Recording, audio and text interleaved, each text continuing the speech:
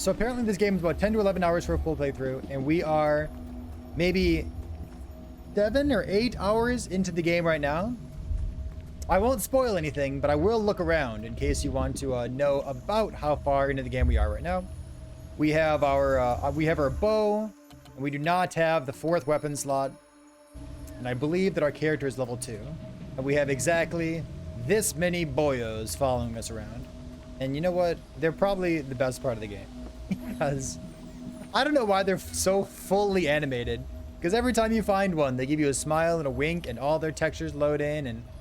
And really, the best part about this game is, like, it's absolutely beautiful. And you know that the game is beautiful. You know that the game looks just absolutely stupendous. And yet, every time something happens, it's just better. It's just better and better. This is such a pretty game. Which is where critique or criticism number 1 comes in. It's such a pretty game, and you have to reference the map all the time in order to know where you're going. The upgrades menu takes up your entire screen, in my opinion, needlessly. And the spirits menu serves no purpose, except to show you that you have a mask in your inventory. And again, I guess just to show off some of the high quality graphics of the game.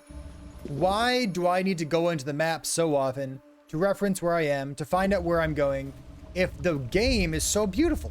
Why are we hiding the game behind these menus? I should never need to Alt-Tab. I should never need to pop up this menu and stop looking at this game. Any time that I'm not looking at this game is failing, in my opinion. The menu helps me know where I'm going with the map specifically. It makes me want to explore the terrain.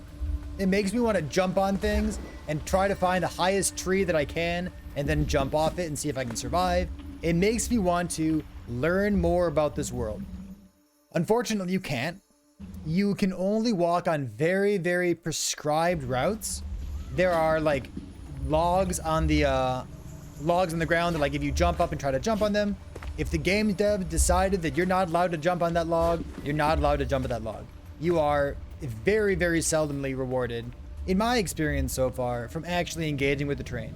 It's very much so like point A, point B, point C, point A, point D, point A. And you spend the whole time walking back and forth, trying to reference your mini-map to know where you're going. That's been my experience so far. And like in that regard, I feel like it's a failing. I don't like looking at the mini-map. I don't like worrying about where I'm going. I want to explore this whole world because it looks so flipping good. It looks so good. So credit where credit's due, right? I thought that the purpose of putting on this mask and like looking through somebody else's eyes was going to be like spiritual highlighted footprints that walk you from point A to point B in case you lost your path. It's unfortunate that this does so little to show you this alternate reality here. So I don't really like that.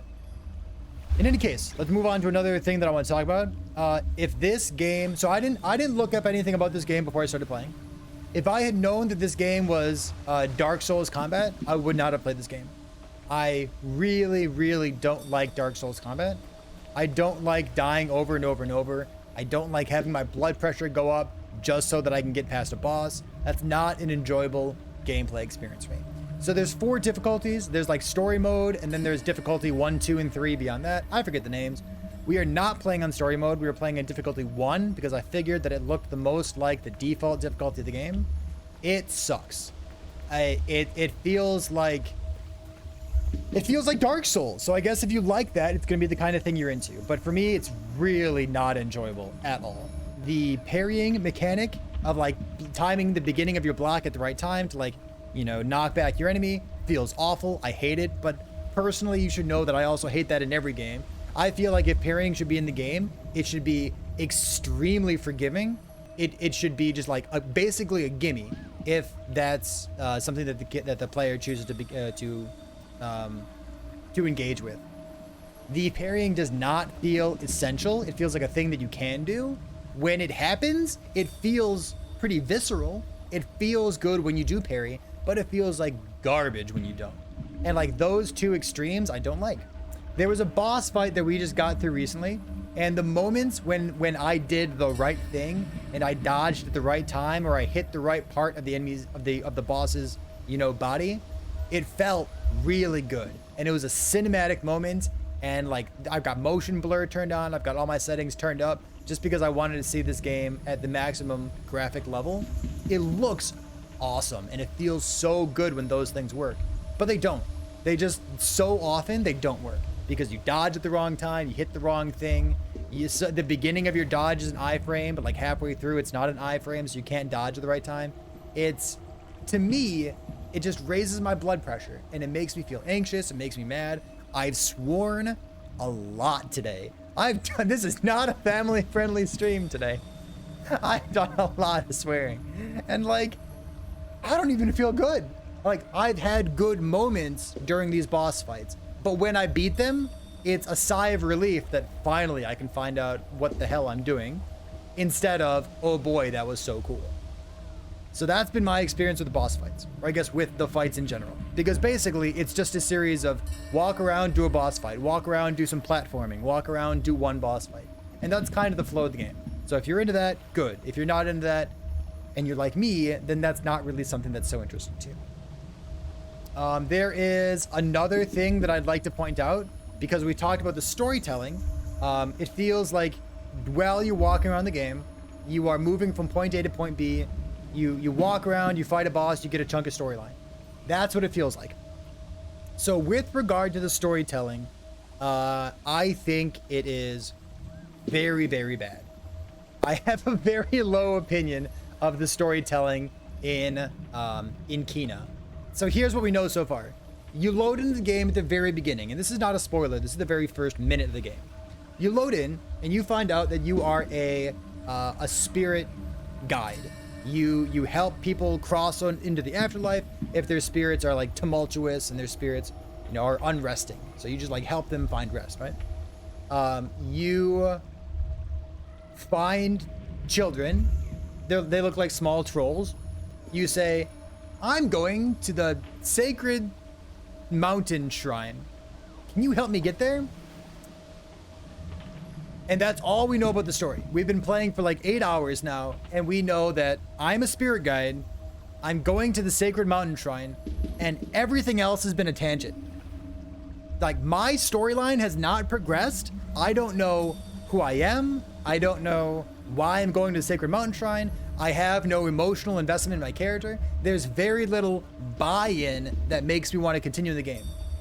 The game is beautiful. That's my buy-in for wanting to play this game. I don't know what's happening in the story. I don't care about this character. I don't care about the people that I just helped. I don't get it. I wish there were a storyline. I think my character just sat down by themselves. That's kind of cute, isn't it? So maybe something else happens in the next 4 hours of gameplay while we wrap up this game. But I wanted to record my thoughts right now because I feel strongly about them. I wish that there were an emotional tie-in. I wish that there were like a reason that I cared about my character. I wish that there was something going on that made me want to play the game other than just the graphics. There's something going on with my dad, which is worthwhile. If this were a book, I would be looking forward to finding out what's going on with my dad.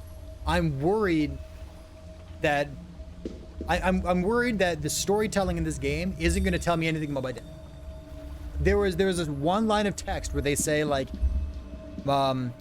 she's talking to somebody else and she's like, well, my dad was a spirit guide, but we had a differing of opinions, or we had slightly different traditions. But yeah, he was a spirit guide too. And that little one line of text was like, oh boy, there's a father figure. There's like daddy issues. Maybe we're going to find out about the family. Maybe I'm secretly the bad guy and I'm going to the sacred mountain shrine to blow it up or something. Like maybe something spicy is going on here. And that one line of text is the only thing that has excited me about the storyline, because it's basically the only thing that you have going on with your storyline. There's other things going on. There's tangents that don't matter to you at all.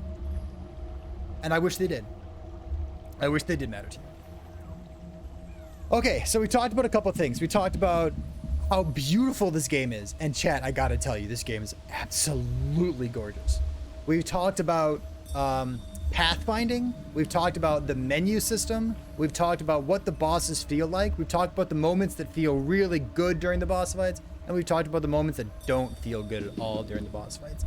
We're gonna keep going for a little bit longer here, but wanted to make sure we can record that here and kind of share my thoughts with you. So thanks for being here. Appreciate it. We'll see you next time.